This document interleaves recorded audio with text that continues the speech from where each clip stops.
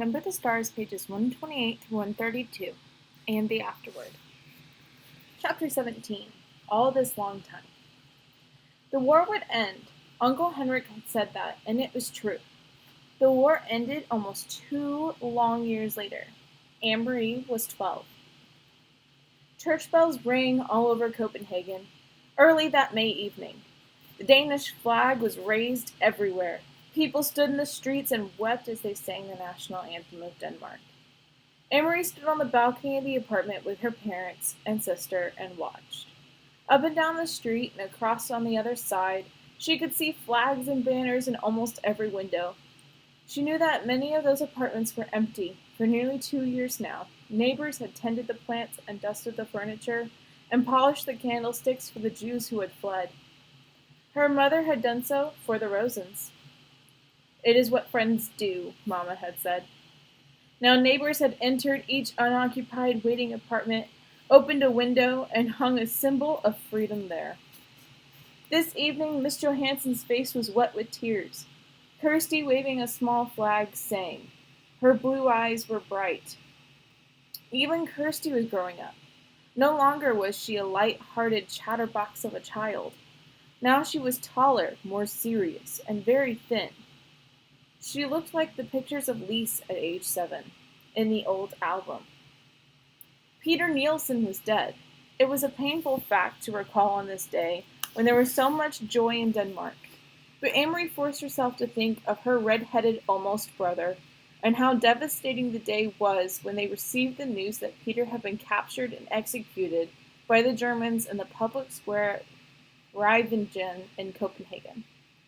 He had written a letter to them from prison the night before he was shot.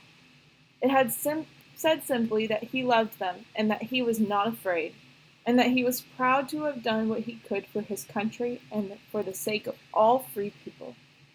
He had asked in the letter to be buried beside Lise. But even that was not to be for Peter. The Nazis refused to return the bodies of the young men they shot at Rivingen. They simply buried them there where they were killed and marked the graves only with numbers. Later, Anne-Marie had gone to the place with her parents and had laid flowers there, on the bleak, numbered ground. That night, Anne-Marie's parents told her the truth about Lisa's death at the beginning of the war.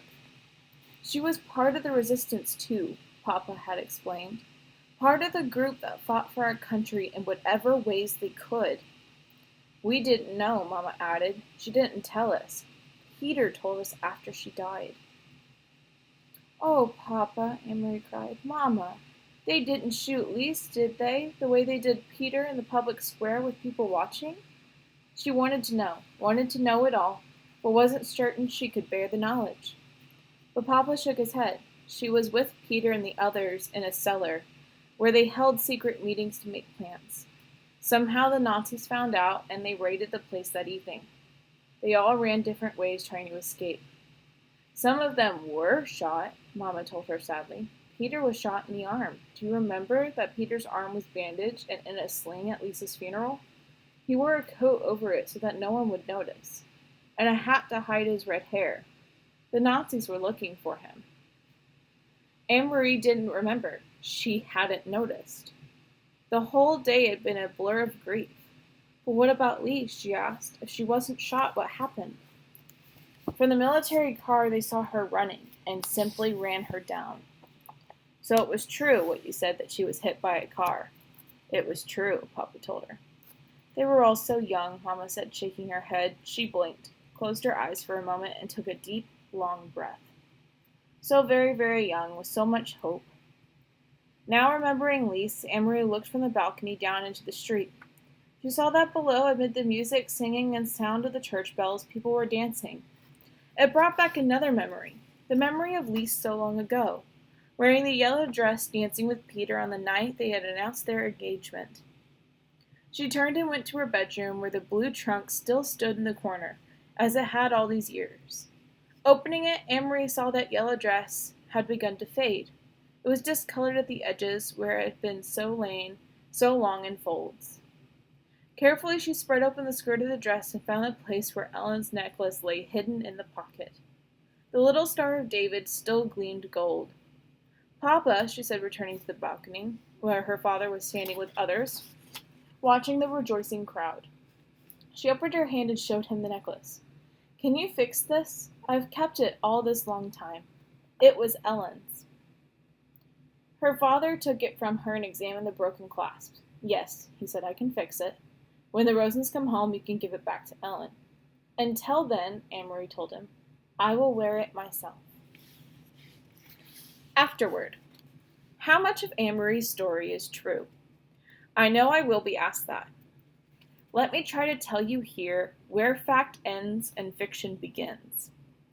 Anne-Marie Johansen is a child of my imagination, though she grew there from the stories told to me by my friend Annalise Platt, to whom this book is dedicated, who was herself a child in Copenhagen during the long years of the German occupation. I had always been fascinated and moved by Annalise's descriptions, not only of the personal deprivation that her family and their neighbors suffered during those years, and the sacrifices they made, but even more by the greater picture she drew for me of the courage and integrity of the Danish people under the leadership of the king they loved so much, Christian X. So I created little Anna Marie and her family, set them down in Copenhagen apartment on a street where I've walked myself, and imagined their life there against the real events of 1943. Denmark surrendered to Germany in 1940. It is true, and it was true for the reasons that Papa explained to Anne-Marie. The country was small and undefended, with no army of any size. The people would have been destroyed had they tried to defend themselves against the huge German forces. So surely with great sorrow, King Christian surrendered, and overnight the soldiers moved in. From then on, for 5 years they occupied the country.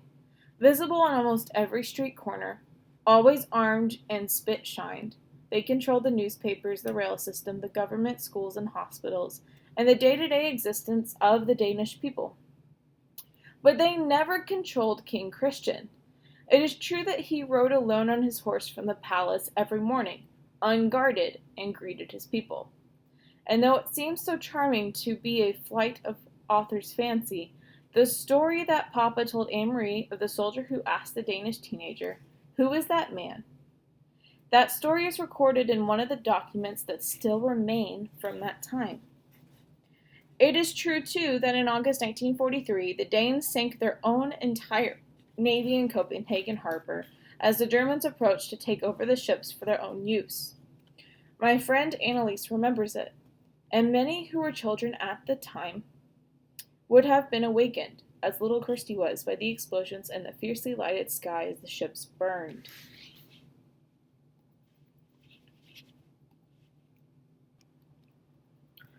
On the New Year of the Jewish high holidays in 1943, those who gathered to worship at the synagogue in Copenhagen, as the fictional Rosens did, were warned by the rabbi that they were to be taken and relocated by the Germans. The rabbi knew because a high German official told the Danish government, which passed the information along to the leaders of the Jewish community. The name of that German man was G.F. Duckwitz, and I hope that even today, so many years later, there are flowers on his grave, because he was a man of compassion and courage. And so the Jews, all but a few who didn't believe the warning, fled the first raids. They fled into the arms of the Danes, who took them in, fed them, clothed them, hid them, and helped them along to safety in Sweden. In the weeks following the Jewish New Year, almost the entire Jewish population of Denmark, nearly 7,000 people, were smuggled across the sea to Sweden. The little hand-hemmed linen handkerchief that Anne-Marie carried to her uncle, surely something made up by an author who wanted to create a heroine out of a fictional little girl. No, the handkerchief as well is part of history. After the Nazis began to use police dogs to sniff out hidden passengers on fishing boats, Swedish scientists worked swiftly to prevent such detection. They created a powerful powder composed of dried rabbit's blood and cocaine. The blood attracted the dogs, and when they sniffed it, the cocaine numbed their noses and destroyed temporarily their sense of smell. Almost every boat captain used such a permeated handkerchief, and many lives were saved by the device. The secret operations that saved the Jews were orchestrated by the Danish resistance, which, like all resistance movements, was comprised mainly of the very young and very brave. Peter Nielsen, though he is fictional, represents those courageous and idealistic young people, so many of whom died at the hands of the enemy. In reading of the resistance leaders in Denmark, I came across the account of a young man named Brun, who was eventually captured and executed by the Nazis when he was only 21 years old. I read his story as I read many others, turning the pages, skimming here and there. This sabotage, that tactic, this capture, that escape. After a while, even courage becomes routine to the reader. Then, quite unprepared, I turned the page and faced a photograph of Brun. He wore a turtleneck sweater and his thick light hair was windblown. His eyes looked out at me, unwavering on the page. Seeing him there, so terribly young, broke my heart. But seeing the quiet determination in his boyish eyes made me determined too, to tell his story and that of all the Danish people who shared his dreams. So I would like to end this with a paragraph written by that young man in a letter to his mother the night before he was put to death.